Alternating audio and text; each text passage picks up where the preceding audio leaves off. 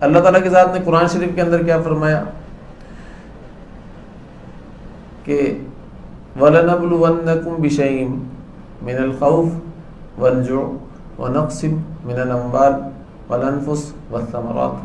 وَبَشِّرِ الصَّابِرِينَ، کہ اللہ تعالیٰ قرآن میں فرما رہے ہیں ہم تو ضرور ضرور آزمائیں گے، ضرور ضرور آزمائیں گے تم کو۔ کن چیزوں سے آزمائیں گے؟ بہت ساری چیزوں سے آزمائیں گے، بہت ساری نعمتوں سے آزمائیں گے۔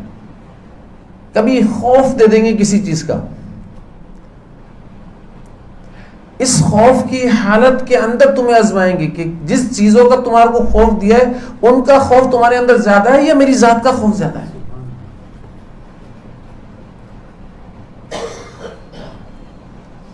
اب ایک بیماری آئی، اس بیماری کے اندر ابھی مجھے کچھ نہیں معلوم کہ یہ بیماری کتنی بڑی بیماری ہے، میں ابھی کچھ بھی نہیں جانتا کہ کتنی بڑی بیماری ہے، لیکن پہلے سے ایک وسوسہ آنا شروع ہو گیا، پتہ نہیں یہ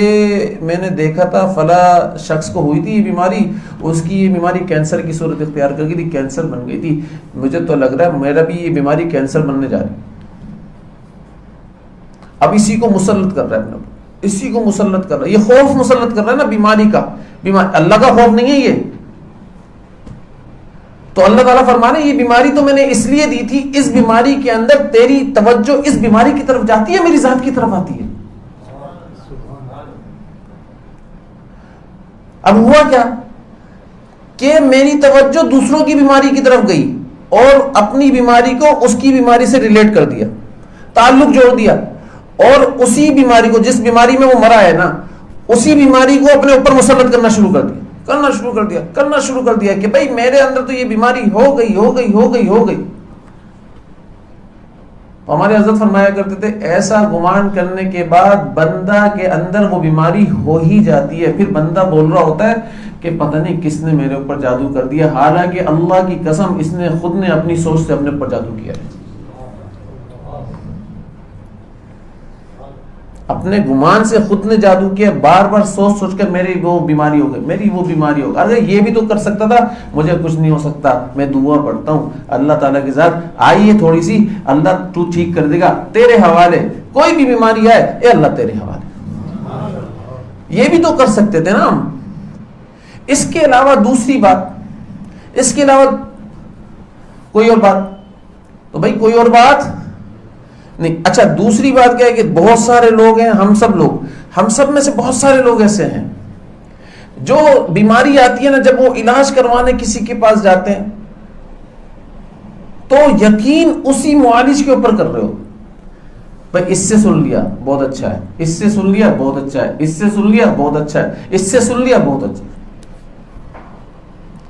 اب کیا ہو رہا ہے، یہ جو بہت اچھا ہے، یہ بہت اچھا کس اعتبار سے یہ تو بتا دو بھائی، نبض دیکھ کر بتا دیتا ہے یا پھر بڑا زبردست تشخیص ہے اس کے اندر اور بڑی اچھی دوائیاں ہوتی ہیں، بڑا اچھا علاج کرتا ہے یہ،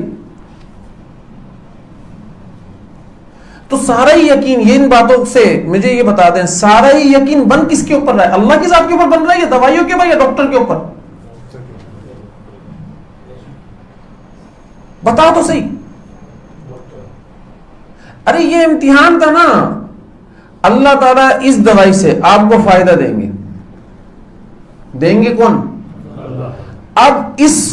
وقت جملے اللہ تعالیٰ سننا چاہتے ہیں، اس دوائی کی تعریف کے اندر جملے بولتے ہو یا میری ذات کی تعریف کے اندر جملے بولتے ہو؟ یہ امتحان ہے۔ اس وقت امتحان میں فیل ہوتا ہے انسان، کیا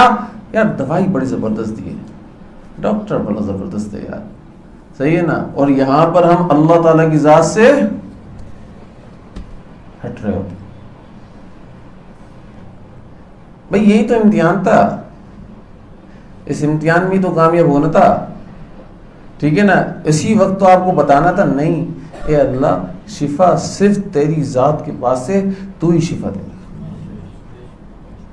امتحان ہے یہ، دنیا دارالامتحان ہے، یہ بھی ایک مصیبت ہے،